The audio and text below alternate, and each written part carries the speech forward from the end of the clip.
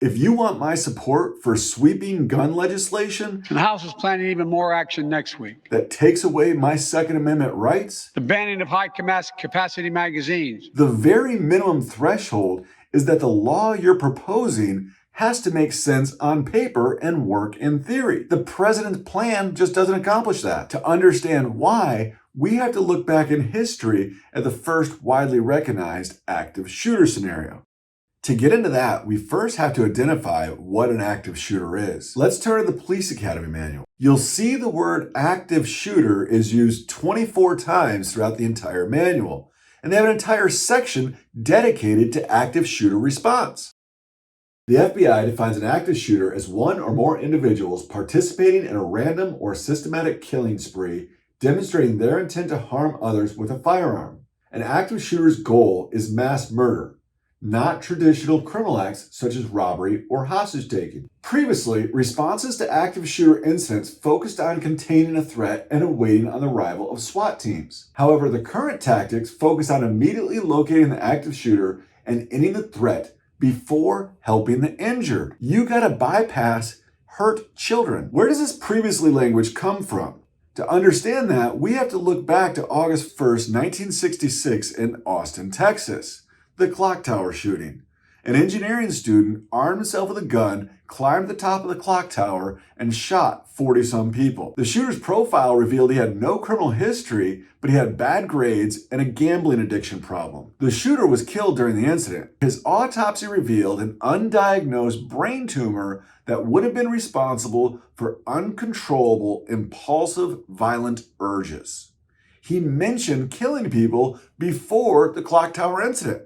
Leading up to the incident, the shooter went to multiple stores to purchase rifles, shotguns, ammunition, and magazines. Before leaving for the clock tower, the shooter executed his wife and executed his mother. He professed that he loved them and killed them so they wouldn't be embarrassed about the atrocity that he was about to commit. At the clock tower, he loaded a dolly full of weapons into an elevator, rode the elevator to the top floor, exited out to the observation deck, and began executing people. The shooting ended when a hodgepodge of officers from different agencies and civilians made entry onto the observation deck and executed the shooter. What were the lessons learned from this? The police officers were outgunned. Several private citizens provided the police officers with rifles and shotguns so they could go effectively deal with the threat. SWAT was born based upon this Austin clock tower shooting. Over the years, SWAT has morphed into HRIC, High Risk Incident Command. That includes a trifecta of SWAT, hostage negotiation, and the bomb explosive ordnance teams. Just a couple years after the Austin, Texas incident, we introduced the Gun Control Act of 1968, which is brought upon by, in part, this Austin shooting, but primarily the MLK and JFK assassinations. Our first comprehensive gun law. Let's jump forward to the 1999 Columbine attack. Two kids planned and journaled extensively about their attack. They used firearms and explosive devices in order to kill 13 people and injure 20 more. Columbine brought us active shooter protocols. The term active shooter didn't exist when Columbine happened. The police officers treated this incident like a barricaded gunman. They formed a perimeter and stood by waiting for SWAT. That's what they were trained to do. We see that in the Police Academy Manual. Previously, responses to active shooter incidents focused on containing the threat and awaiting the arrival of SWAT teams. We trained the police officers to stand by. That didn't work anymore, so the training changed. After Columbine, law enforcement training experts from across the country developed active shooter training. I was in SWAT at the time. We were given full access to the schools in order to develop a training plan.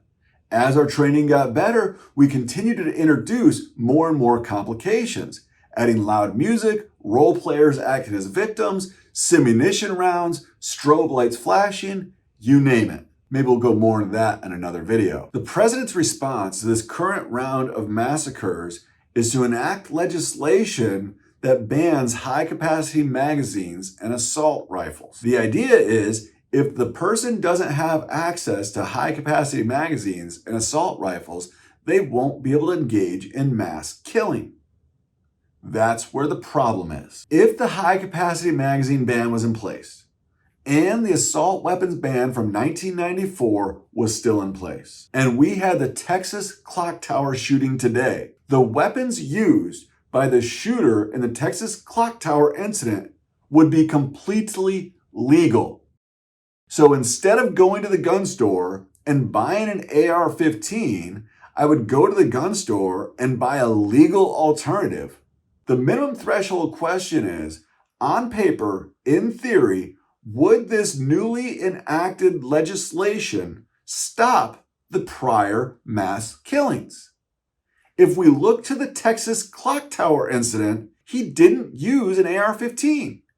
He didn't use a detachable magazine.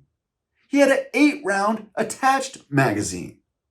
He was still able to kill 13 and wound 40. That's more than the kids at Columbine. Because this isn't a gun problem, if we allow you to pass these laws, you're going to significantly infringe upon my Second Amendment rights while not solving the mass murders at all. Creating laws that restrict firearms use and possession that don't even remotely accomplish their intended purpose does society no good. In fact, it's counterproductive because people get a false sense of security that they're safe. And when that happens, they get complacent. If we had more vigilance, maybe we'd stop these problems before they happen. This isn't limited to guns. We've seen the same thing here in Florida with regards to street racing. The legislatures are trying to attack a problem of street racing where people are getting hurt. The laws they draft don't seem to work, so they continually expand out the definition to make it more and more broad until we have innocent people being charged with crimes. You don't believe me? Check out this video here. I'll put a link to the resources I use down in the description. If you're still watching, you better be a subscriber. Hit it hard.